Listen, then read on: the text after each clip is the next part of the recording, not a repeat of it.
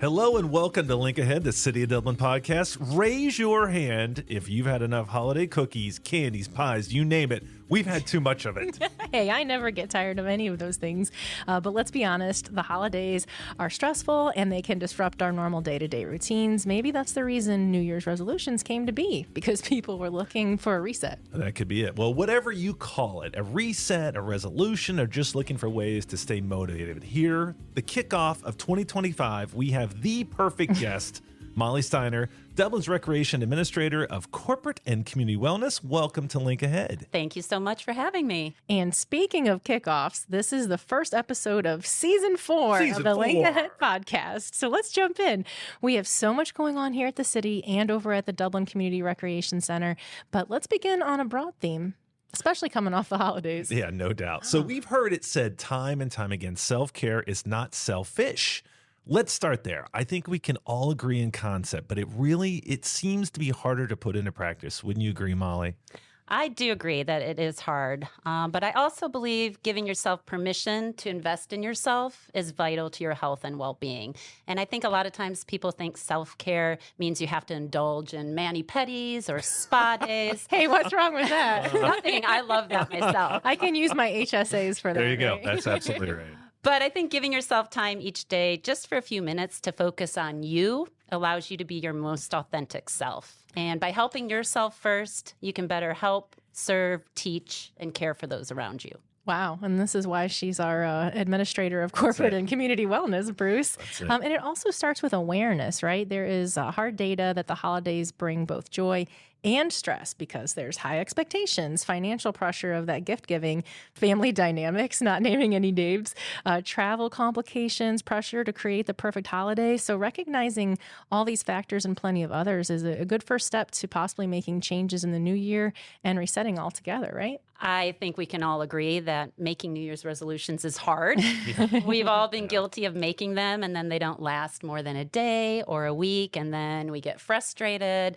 So I think it's important to know the difference between intention and resolution. And to me, your resolution is a specific behavior that you commit to, but your intention is the why behind your goal or what you believe you will get in exchange for completing the resolution. So to me, intentions focus more on the process of creating the outcome rather than the outcome itself. For example, take a typical resolution of wanting to lose 10 pounds by the end of the year.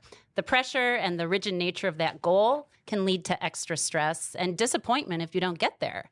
But in contrast, an intention under that same value might be, I'd rather focus on living an active lifestyle. So if you focus on living an active lifestyle, you still might lose those 10 pounds, but the success comes from the act of living the active lifestyle. I like that. So I should be realistic when I'm setting my expectations for the new year. Right, and think about why you're setting that goal. So you still might reach that success every time that you make a choice that supports your intention, and then you complete that goal. So I tend to stick away from resolutions. I like the intention word a little bit better. No, but let's be honest. You work at the Dublin Community Recreation Center. You see a lot of people there in January and maybe fewer people later in the year. And so, absolutely. Is there an official time where you're like, all right, look at all these people now? We usually give it about 6 weeks. So that's not bad. Well, that's not too bad. It's a good start. So how do you describe your job leading corporate and community wellness? Yeah, I actually describe my job in 3 buckets. So I work as a recreation administrator at the rec center. So I oversee all of the fitness programming there. So anything to do with personal training, group fitness, the fitness floor, operations. And then I also focus on corporate wellness and community wellness. So it's kind of a broad scale title, but I get to interact with our businesses. We have a corporate wellness program that we offer through the city called FitBiz to help them with their health and well-being for their employees. And then we've also been leading a big community wellness effort, and that will continue into 2025 over the past year. So I've gotten to take part in kind of that whole project, and I know we'll talk about that a little bit later. Yeah, and you talk about FitBiz, and we are always talking about amenities that people might not know about. And I think a lot of businesses here, people who work in the city, don't know a lot about FitBiz. So talk a little bit about that. Yeah, so FitBiz is our corporate wellness program. So that's where we can deliver on-site, virtual programming, whatever a company might want to help with their health and well-being efforts. So we know a lot of companies don't have maybe the staff or the resources to do that internally. So we offer a menu of programming options from fitness classes to educational sessions to health coaching. We partner people up with volunteer opportunities. So we're really just trying to add value to our businesses without them having to do that themselves. And we're trying to take the work off of their plates. So we would love for more companies to take advantage of what we offer. Absolutely. A good perk. Okay, two-parter for you. What trends are you seeing in fitness wellness right now, and how do you evaluate and possibly implement them? Yes, so we're seeing, and this will continue in 2025, wearable technology, mobile exercise apps, those all continue to be a trend. So at the Dublin Community Recreation Center, we utilize a program called MyZone, which helps people monitor their heart rates. We have screens in the gym that they can view all of their feedback on. It's a free app to give feedback on people's intensity levels. And then it also has challenges that people can take part in. So they can see how they're doing against other individuals. It's also integrated into some of our cardio equipment. So people can enhance their experience by seeing their progress on a screen on a treadmill or on a bike. And then a lot of our cardio machines also offer immersive experiences. So you can be walking the streets of Paris, or you can be hiking a trail in Colorado. It's funny you say that. I was on the treadmill on the other day, and I looked, and then 2 rows in front of me, someone was playing solitaire. And I was like, how do you do that? Play solitaire and walk at the same time? The fact that we offer that, I was like, that's pretty cool. Right. So a lot of the machines, there's that interactive component. They also can access on-demand classes. So you could be literally taking a class from an instructor on your screen if you wanted to be doing that on a bike or a treadmill. So there's all kinds of options. So we try to kind of stay up to trend on the digital technology that's out there. When you're spot on with the technology, because people live by that stuff. Bruce was just talking about completing his circles or something on his... Closing my rings. I completed my circles. I'm sorry. Closed all my rings. But I'll see people standing up, and I'm like, oh, someone must need to, their watch is telling them to stand up now, and everyone's really married to getting a certain amount of steps. And so the fact that we're taking advantage of that technology, that really helps people meet their goals. All right, Molly, I grew up in the 80s. Racquetball was huge in the 80s. Every fitness place had racquetball. That died off. We have pickleball now. So are we seeing a cycle? Is this a trend? What is the future of pickleball? I honestly don't know. I don't know if it's a trend, but if it continues to grow the way that it's currently growing, I think it's here to stay. You've got people of all ages that are able to play it. You've got the older population. You've got the younger demographic now stepping in because it mimics some of the things that they did maybe as children, such as ping pong or tennis. So they're able to play. It provides a very social environment for people, which is what they love. So honestly, I think it might be here to stay. Okay. 25 years ago, I work at the Mid-Ohio Regional Planning Commission. Our boss tells me to come up to Dublin, take some photos of the rec center. And I was like, holy mackerel, this place is beautiful. We're looking at improving it now. And it seems like it's always been like on the cutting edge of what it needs to be for technology, for services. I mean, what do you think about the rec center and what's going to be coming down the pipe? Yeah, I think people can continue to expect, programming that is on trend. We always are looking to see, what people are interested in and what we can offer to meet their needs. We expand our group fitness classes every season by looking at the demand and the trend for those. So we offer classes from Zumba to yoga to bar. We have a variety of aqua fitness classes. And I also like to mention for people that maybe are interested in not necessarily coming into the building, but again, staying on trend with the technology, is that we offer a virtual fitness pass. So that allows people to take classes from some of our virtual instructors that are our rec center instructors, or they can live stream any of the classes that are happening in the rec center. They don't need to come into the building, but they can access those from home. We've had people that have told us that they go to Florida for vacation and they're hopping on our class and they just love the flexibility of that. That's pretty cool. You've also been generally updating new monitors all around, adding more workout machines and more free weights. This is probably a constant process, I could imagine. It is a constant process. We are really proud of the digital screens that we have now. They look great in the building, and we're able to promote a lot of our programming and offering. In terms of the fitness equipment, we're constantly updating that every year. Last year, we had a really big update. We invested almost $500,000 in new equipment. Wow. So, it shows. You can tell when you walk in there now. Right. So we're really trying to stay state of the art with the equipment, but every year we are changing over the outdated pieces and adding new. So we try not to just stay stagnant, but really, purchase equipment that is in high demand.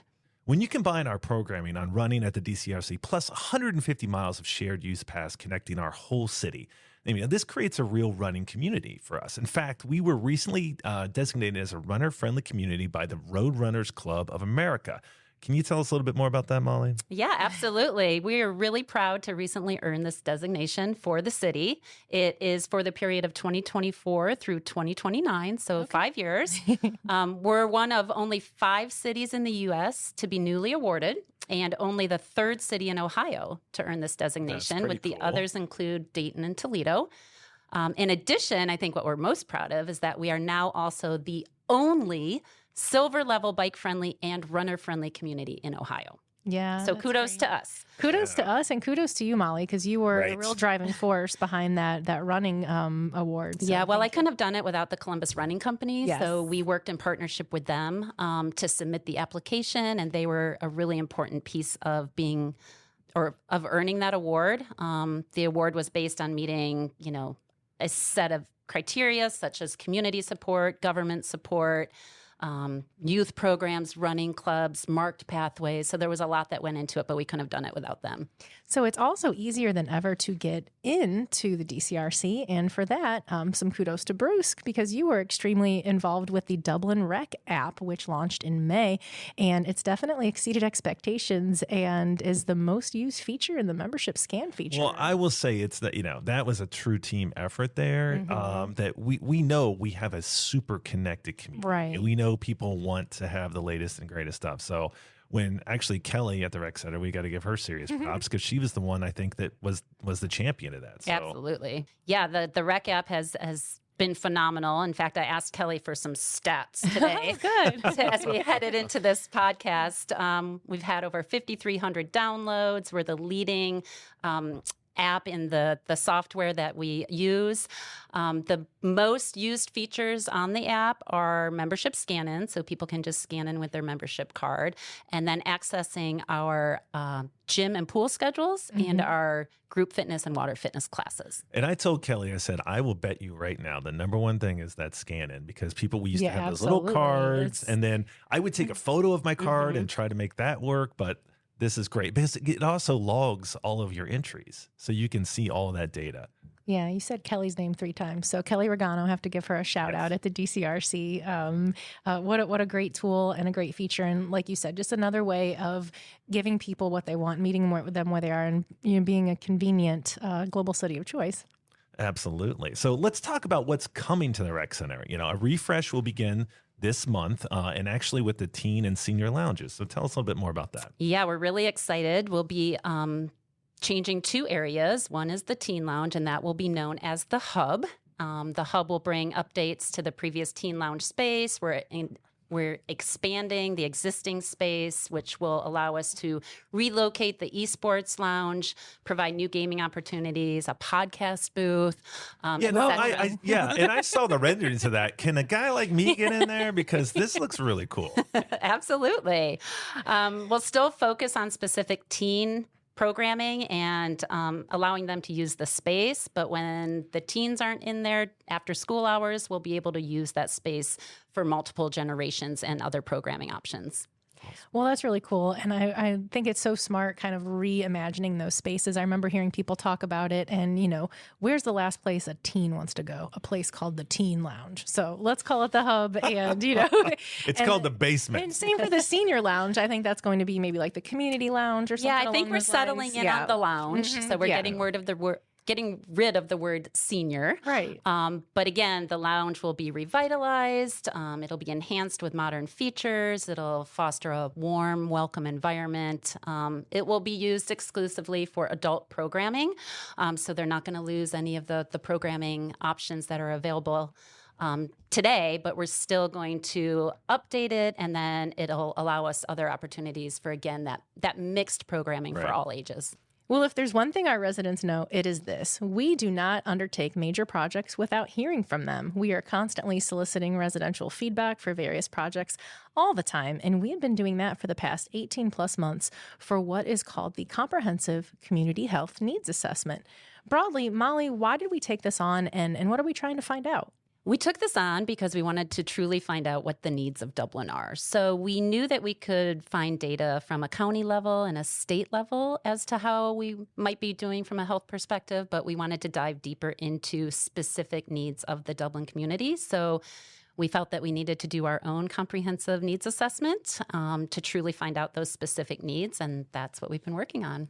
All right, so let's talk about those 4 needs that were identified. We'll start with healthcare navigation. So yes, the 4 needs, while broad in topic, are slowly being whittled down to focus on specific action steps. But healthcare navigation is just how can we help people access healthcare information, find the resources that they need. So if you've ever been in a healthcare crisis or you're new to a city, it can be difficult to navigate, and a lot of times you're not looking to access healthcare until you desperately need to. So how do we make it easier for people to do that? I got you. Now, the second one is transportation. We're happy that the Link Us initiative passed. That will allow us some opportunities in the future, but also how do we better connect not only our senior demographic, how do we give them more resources to utilize, how can we get people to and from specific events within the city. So those areas have come from the work group that's been involved in this. The third one is youth behavioral health and substance misuse. Correct. So we know that our youth, have been struggling from a mental health perspective. Substance abuse always seems to be an issue in the youth population. So how can we not only help our youth, but how can we better educate parents and inform them as to what is happening with their kids and how can they potentially recognize that and find the resources that they need? And the final one is community connections. So this is a broad topic that we've labeled community connections, but this really comes down to people feeling like they belong within the community and that they don't feel a sense of isolation. So loneliness has actually been declared a public health epidemic, not just in Dublin, but throughout the country and the world. And we know that this is a major issue. And so we just want to look at ways that we can help our community and our residents feel like they belong in Dublin and feel better connected to one another. This is a really incredible effort. And I remember when we first started talking about it, people were saying, cities don't usually do this. Health systems might do this, like you said, other, levels of government, but cities don't usually take this on. So I think it's really commendable that we are doing this. So what's the next step? Is it compiling a list of action items from this list, or what's next? Yeah, so we have a work group devoted to each of these 4 health priorities. So we're still working with those work groups to narrow down what the specific objectives are and what the action steps to address those might be. So we're not there yet. The work continues. Honestly, this is the type of project that will never end. Health is constantly changing, and so we realize that this is a starting point, but the work will continue. All right, now let's switch it up a bit and talk about your family, because you've raised a house full of sports and life champions. Yes, we're going to fangirl out over here a little bit. That's it. There might be too many accolades to it. So your daughter, Abby, has too many running trophies to name, but she was a 15-time All-American at Kentucky. 15-time All-American at Kentucky. She earned 4 NCAA titles before that. She won 4 straight state titles here in Ohio in the 200-meter dash running for Dublin Coffman. She competed to make the Olympic team this past summer in Paris, but she had an injury and a setback. So first of all, how is she doing now? She's doing well. She's had 3 surgeries within a year. So she is working hard to get back on the road to health and hopefully have some great opportunities ahead of her. Now, all you have to do is drive past Coffman Stadium and you can see her. As a parent, what is that like when you drive down the road and see your daughter plastered on the side of a stadium? Yeah, it's a little surreal when the mural first went up, I remember there was one morning I actually went to the track to do a workout on my own, and I just felt like she was watching me the whole time. Pick it up, Mom. Yeah, so that was a little disconcerting, but no, I mean, we're really, really proud of her, not only for what she's accomplished, but just the resiliency that she has shown. Right. She has torn an ACL. She's had stress fractures. She's had just these multiple foot injuries, but she continues to bounce back, and she continues to love the sport, and she just is really determined to come back. That's amazing. So what was it like as a parent watching her compete at the highest level? I know you were at the Olympic trials watching that. Tell us more about it. It's so exciting. Yeah, it's hard. I won't lie. It's very difficult. I'm fine up until her event, and when she comes walking out, my husband and I just kind of both go silent, hold our breaths, and then fortunately she only runs for about 22 seconds, and then we can breathe again. So the Olympic trials were difficult. We knew that she wasn't 100% going into those. We found out afterwards that she actually ran on a partially torn Achilles tendon. So we were just proud of her for even making the effort. I would say the proudest moment, I mean, there's been many of them, but when she earned the gold medal at the World Championships in the 4x1 and the 4x4 relays, just watching her stand on that podium for the first time and hearing the national anthem was just, just a surreal moment. Amazing. So we're hoping that she can get back there again. Well, we would love to have her on Link Ahead anytime. So please That's extend the offer and let her know. We would love to talk to her. So the other two champions from the Steiner household are twins, Jack and Riley. Now, you had quite a different journey with Riley, who was diagnosed with cancer in high school at 17. Now, she's been cancer-free for years now, but my goodness, to switch to sports here and then, the parental gymnastics you endured during these years of incredible highs and the scariest of lows. Yeah, absolutely. That was definitely the darkest days for our family, getting the phone call that we had to rush to Nationwide Children's and that she had leukemia. So we were just fortunate to live in a community that offered so much support, honestly, from coworkers to family friends to the school. Her friends rallied and organized a huge fundraiser through Dublin Coffman that raised $9,000 for Nationwide Children's Hospital. And I think it just taught us to don't be afraid to ask others for help and to rely on other people because they want to help you. So take that when you are in need. Everybody has a life journey and life experiences, and at some point you're going to need help. So take it while it's offered. Wow, amazing advice. And that kind of leads into my next question. I mean, how did your personal and professional journey, plus the journeys of all your kids, shape your outlook on wellness holistically? Yeah, I think my journey has taught me just to have a deeper spiritual faith and to not get overly anxious about the things that I can't control. Like I said, and we all go through our things in life, right? So to focus on things that I can control, I mean, there's been many, many times that I've just had to put my faith in something higher. Sure. And just to believe in that positive outcome. And I think as I get a little bit older, I'm also allowing myself more grace. And not being so hard on myself when I might not be at my best. I mean, there are multiple mornings where my alarm goes off to go to the gym. I hit the snooze button. I don't go to the gym, but that's okay. That's right. Tomorrow is a new day. I can regroup. I can refocus, and I'll hit the gym the next day. Oh, you heard it here. I need Mollie to call Steiner you hit snooze. in the morning. I feel better. Oh, Mollie, give me advice. All right. Well, Mollie, there's one constant of Link Ahead every season, and this is where every episode we end with rapid fire questions. So if you're ready, let's jump in. You're a longtime fitness instructor too. If you had to pick one all-purpose, all-body exercise, what is your go-to? I would have to say, as much as I don't enjoy doing it, I would say the burpee. Oh, no. Oh, how do we know you were going to say burpee? Our producer's actually doing one right now. It hits everything. You jump, you go into a plank, you go into a squat, you go into a push-up, and they're horrible. Okay, how long has the burpee been around? It has good question. been around. I had the stats at one point. I can't remember them, but it's been around a long time. It actually started in the military, so if that gives you any indication. All right. Yeah, I was not cut out for the military, so I'm going to stick with swimming, tennis, something like that. Okay, have you sworn off anything as in, I can't stand pull-ups, so I'm not going to do them anymore? I have sworn off sprinting. So unlike my daughter, I have found that sprinting is something that I should no longer do. My hamstrings just scream at me, and so I've learned not to risk it. If you could take a scenic run or walk in a city anywhere, where would it be? I would definitely be back in my hometown in northern Michigan, Traverse City, Michigan, Oh, along the shores of beautiful Lake area. Michigan. Wow, that's cool. I thought she was going to say at the rec center, looking at one of those digital screens. You That's know? it. Playing solitaire. What is your go-to run or walk here in our city?